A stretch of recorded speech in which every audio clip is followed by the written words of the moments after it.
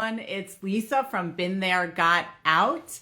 I know we don't usually go live on Wednesdays, but we are this week. So today's guest is someone who's been on here before, Sara Mathews Dixon. She is based in Connecticut. She's a licensed clinical social worker and a therapist, and she came on a few months ago. But I know her in real life. Let me see if she's here yet.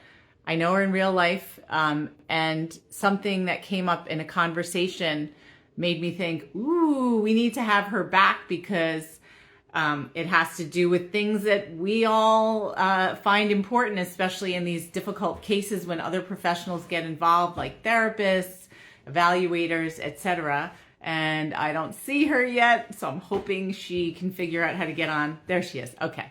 So one of the things we're going to talk about is something called cultural, and something I think that we don't consider when looking for a therapist or an evaluator. Hi. Hi, how are you? Good. How are you? I'm so glad this worked very smooth. Yes. I was trying to remember the last time you were on. It was sometime last year. It was a long time ago. Yeah. Okay. So I just mentioned that we're going to talk about something called cultural competency, which I think most people have no idea what that means. But before we get into it, Sara, introduce yourself again for people who might not know who you are. Absolutely. So I'm Sara Mathews Dixon. I'm a private psychotherapist. My office is in Darien, Connecticut. I have been in the field for 23 years, and I've been a licensed clinical social worker with a practice for 17 of those years. Wow. All right. So let's talk about cultural competency and why is it so important. This came up very, very briefly with a psychologist who does custody evaluations in New Jersey, but it's the only time I've ever heard about it. And I thought, wow, this is important and people need to know, especially in this audience, which are dealing with high conflict divorce or post-judgment issues involving children. So what's cultural competency? So the most basic way to explain it is simply understanding that people are from different cultures. And when we make an assumption about a person's culture based on the way they sound or the way they look, or just our own biases, it doesn't set up a safe, comfortable place for them to talk. Right. And of course, we need safe and comfortable, at least in a therapeutic session, because we don't have safe and comfortable outside of it most of the time. Right. So let's say somebody is looking for a professional to help them or help their children. When they first meet the person, what are some intake questions they should ask to figure out whether someone does or doesn't understand their culture and why? Well, they can be very simple and say, hey, I'm from this island, or I have this religion, or I am a specific sexuality. Do you have any experience with those communities? And you can just start very simple. Do you have experience with this community? And somebody may say yes, or they may say no. So that's one easy way. And if you're not sure about what question to ask, you can just listen. Because if a person is talking to you and they make statements that assume specific facts, especially when those facts are wrong, that helps you to understand that the person you're talking to doesn't understand cultural competency. All right, so let's get into some of those examples of what you should be listening for when they're talking. So I'm meeting a new person and I say something to the effect of, is your husband paying for therapy? Well, I'm assuming that the woman in front of me is heterosexual. I'm assuming she's married. And I may have no idea what I'm talking about. She may not be married. She may have her own money. She may not need a husband to pay for anything. Or she also could be lesbian, or she could be bi, or not have a husband and has a wife, and her wife is going to be paying for it.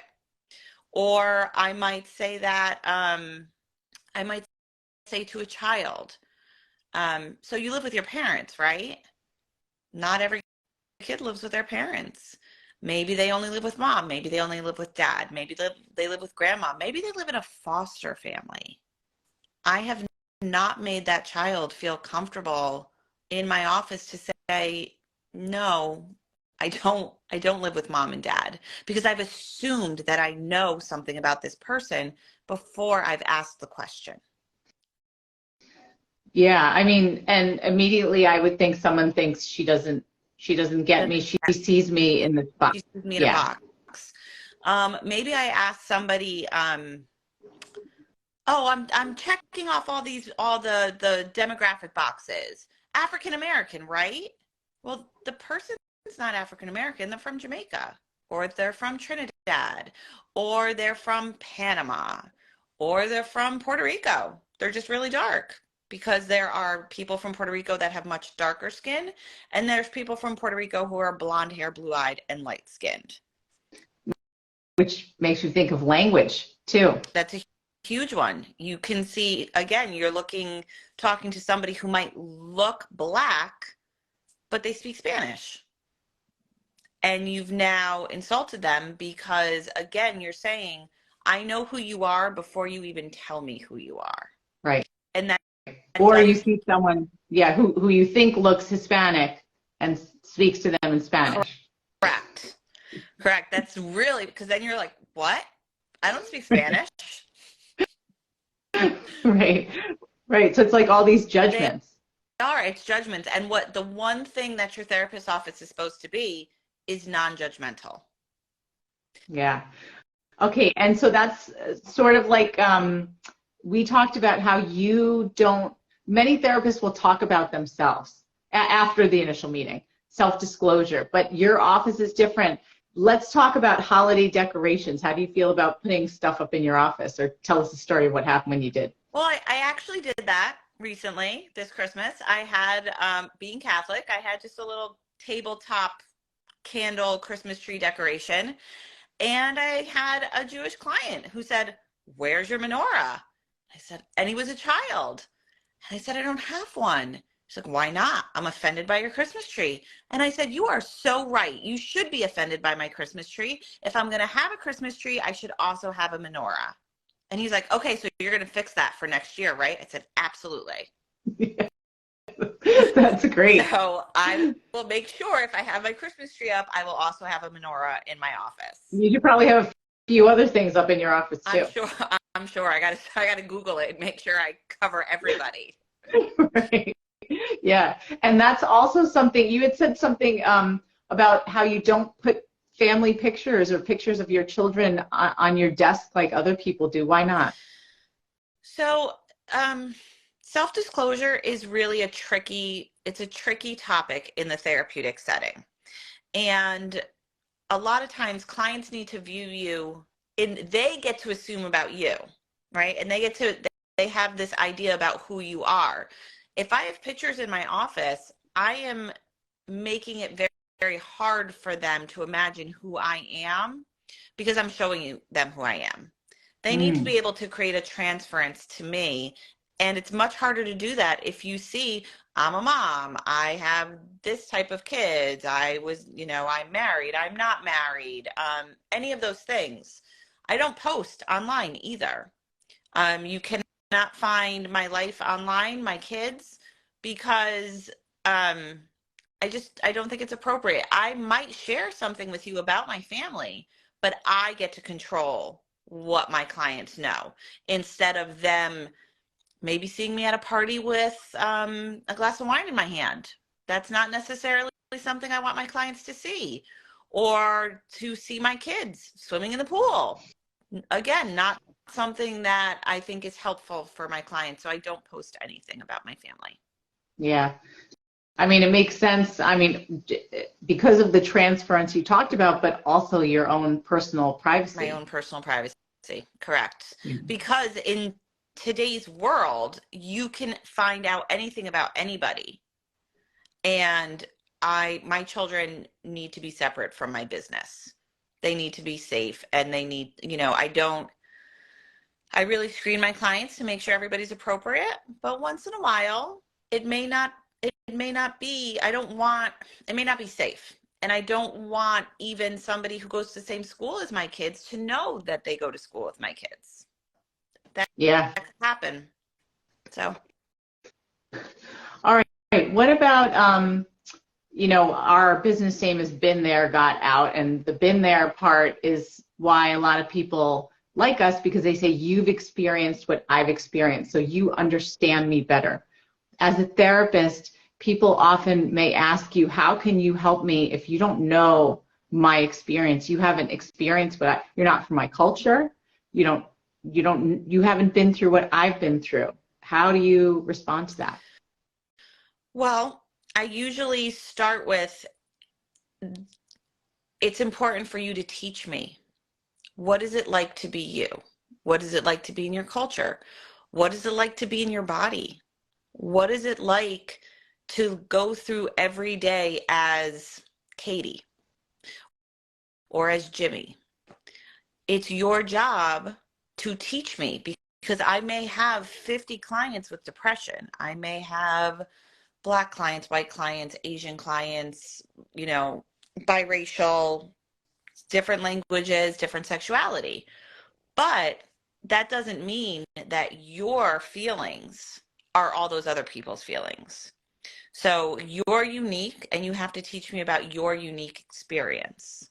So that's the first thing. And then the second thing is also, luckily, with my background, my education, I don't have to have experienced every single life experience to be able to help people, right? We're not going through every single situation. We're talking about the emotions, and the emotions are similar, and there's similar themes.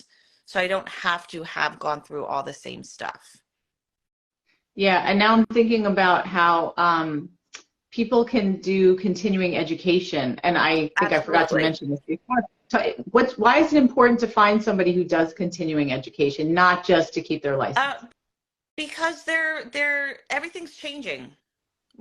Things change, both educationally, in the therapeutic world, just in the world in general. And we need to stay up to date on the newest modalities, maybe even something we normally do, but maybe there's a fresher way to do it.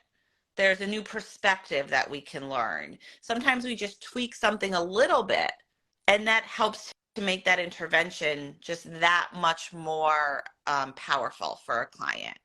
So it is important to do that, and it helps us to stay culturally competent. It helps us to understand all the newest terms, non-binary, am I a he, him, she, her, what does they mean?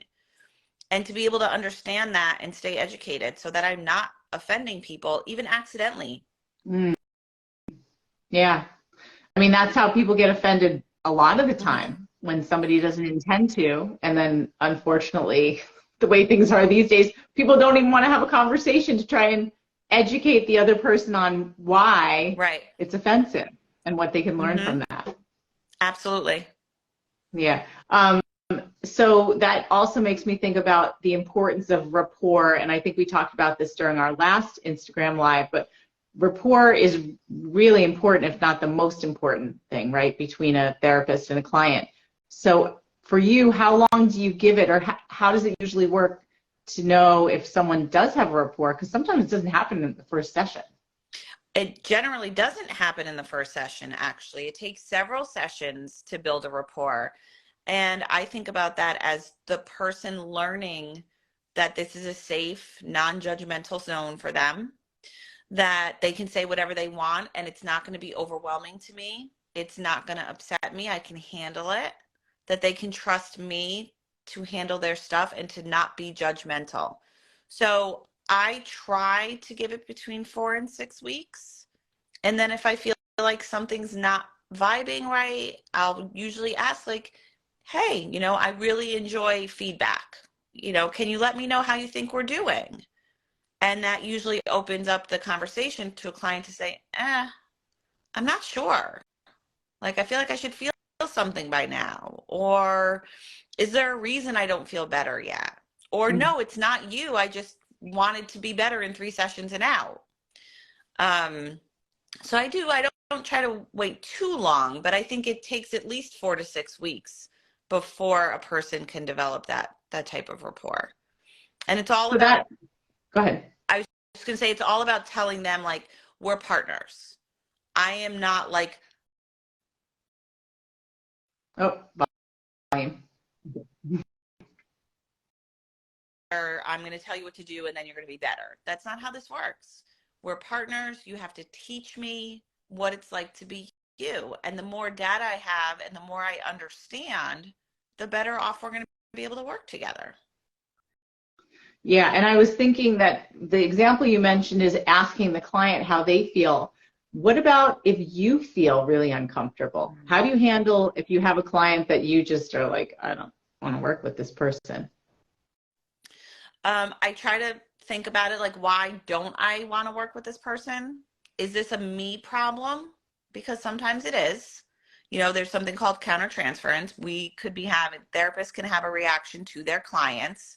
So is it a me problem? And is it something that I can seek some supervision on, that I can talk to some colleagues? How do I work through this? Do you think this is workable? Or is this something that's so deeply against my own personal beliefs that I can't get out of my own head? You know, I worked with somebody who, for a long time, probably a couple of years before he really started verbalizing some really um, racist thought processes, and had made several offensive statements towards towards Black people, some religious statements, and since my children are biracial and my husband was Black, I stuck with it. I tried to work through it. I tried to get some supervision. And finally, I was like, you know, I just think that I'm not the right person to help you. And he was like, well, yeah, you don't ever agree with me. And I was like, okay, like that's fine. We can separate and we can, let me help you find somebody that may be a better fit for you. And which was my offer. It's always my offer. And he was like, no, I don't even, I don't. I was like, okay, you know, let's just part ways amicably, because it is the ending of a relationship, therapeutic relationship, Mhm. but nonetheless, ending of a relationship. And and that's really how I do it. But for the most part, if it's not anything like that, I usually can can analyze it, talk to some colleagues, and work through it on my own. That was an extreme case, and I think that's the one time I actually had to fire a client. Yeah, wow. I was going to say, how common is that? So Not, that's it's really not. It's really not. But it was in that case. yeah. So what you normally do is you try to connect them with another professional. If I feel like I'm not the right person, I will still try to help them. Or sometimes people call me and they're like, oh, you don't take my insurance, you don't take Medicaid. And I'm like, no, but why don't you try this clinic? Or I happen to know this one person in Norwalk that takes Medicaid. You know, here's her contact. She may be able to help you. So I try to connect people even if I can't help them. Yeah. So that's helpful instead of just, I don't know who to go to. So, Right, right. I try not to just um, hang up on them. Try to help them out. yeah, that's good. All right. And I think we talked about this last time, but I want to see if we can just reiterate it. So before someone even gets into the office and they're meeting someone that they've already chosen, do you have any tips on how to look for a therapist that might be appropriate? Like, let's say I'm in this high conflict case, my kids have dealt with trauma. How do I find, and especially for people in our community, it's not even for me, it's that my kids, like my kids need to find, or my teens need to find someone. I don't even know where to start other than like Psychology Today or something. But how do you know if someone is good or appropriate? What questions do you ask, let's say, when you're just calling around? So you want to know what you need as best as you can, right? So, and what are your preferences? There are people that say, well, I'll take anybody, and then they realize, no, I really need a woman, or no, I really need a man. So it's knowing what you need or what you think is your preference first. But then when you make that phone call, actually, I just had an exploratory phone call earlier today. Um, he wanted to understand, how long had I been in the business? Had I worked with people in like middle age? What type of confidentiality did I offer? Like, he didn't understand confidentiality. He wanted to make sure that I was not calling his wife and saying, hey, guess what? So you're asking questions like, have you ever worked with somebody who's experienced trauma? Yes, I have. Okay. What type of traumas have you worked with? What has been your success rate? What do you find to be the most helpful when working with a 12-year-old whose parents are going through a high conflict divorce? Right? So it's fine to just come right out and ask those questions. If somebody says, most people will say on their webpage kind of what they work with the most, what are their specialties. I know on Psychology Today, you can check like 100 things. So that doesn't necessarily kind of clarify it for people. But it should say on their webpage, you can also look for specific licenses. Somebody, you might say, well, I really want a psychologist. I don't want just a clinical social worker, or I don't want a licensed professional counselor because they have a little bit less, not education, but just it's a little bit less strenuous to get the license. So maybe I want somebody who does this. I know it's harder to get a PsyD than it is to get an LC. So maybe I want that instead. But it's really about coming right out and asking for what you need, because most people are going to say, oh yeah, I can work with that. So you have to be direct. Don't be afraid to be direct. Don't be afraid to say, this is what it is that my children are going to need. Or do you do play therapy? Nope. Like if you ask me, do you do play therapy? Absolutely not. I'll play a game with a kid, with an 11-year-old, 12-year-old, 13-year-old, but that's not my specialty. So if you have a 5-year-old who needs just play therapy, I'm going to come right out and say, you're not the right client. I'm not the right therapist for you. We're not going to be a good fit, because I can't help your child to the way somebody else who does this every single day can help your child. So hopefully, go ahead. No, just hopefully it's somebody reputable who is going to be able to say that and say, like, no, I don't do that. But I always think that coming right out and asking for what you need, this is what I have, is this what you do? So speaking of that, someone just asked, is it okay to say, do you understand narcissism, or do you specialize in narcissism? I would say, yeah. Do you understand personality disorders? Maybe even make it more general and say personality disorders instead of just a specific one, because there's similarities between all of them. So it's totally okay.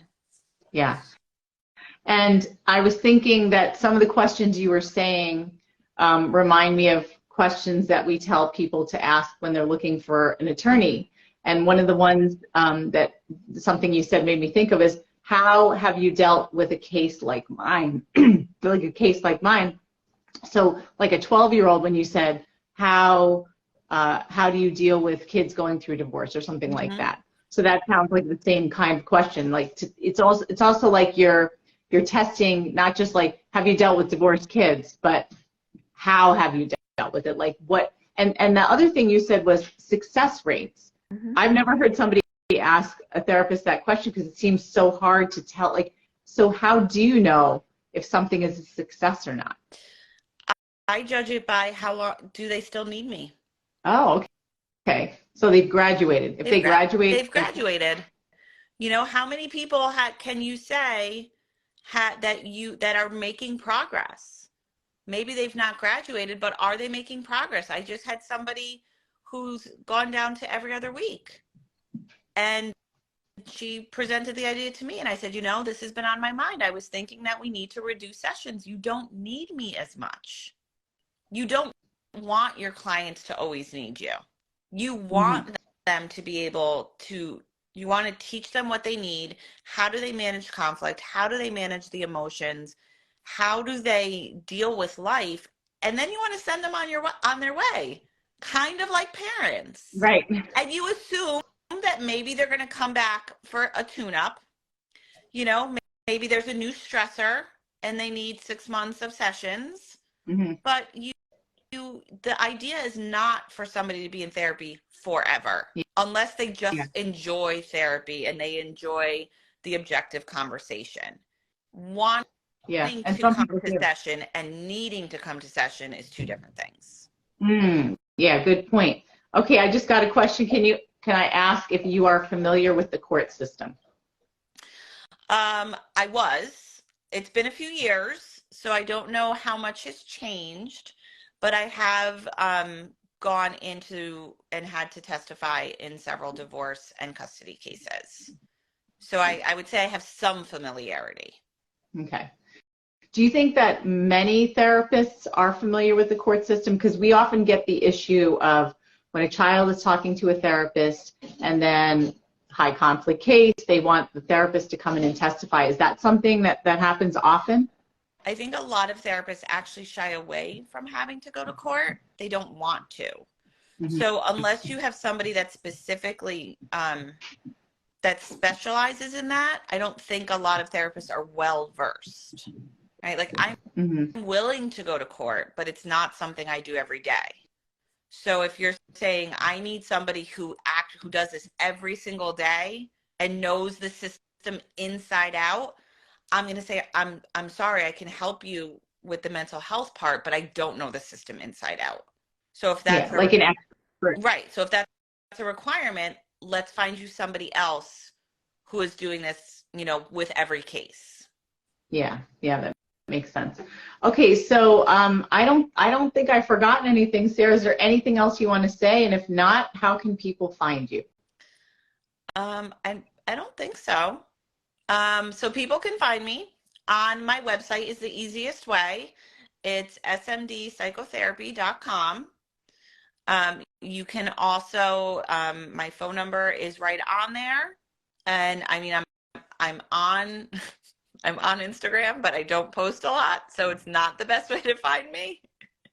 So it's really my webpage is the easiest way. There's a contact link right on there that you can email me directly from the webpage. Okay, so because Instagram doesn't let me do actual links other than in my bio, if I put your Instagram handle, well, I will put your Instagram handle under this. They click on your Instagram. Do you have your website on your Instagram? Yeah. Okay, perfect. Yes. All right, great. That I have. Okay. All right. Well, thanks so much, Sarah, for coming on. Thank you so much for having me. All right. And I'll see you tomorrow. Okay. Bye. Bye.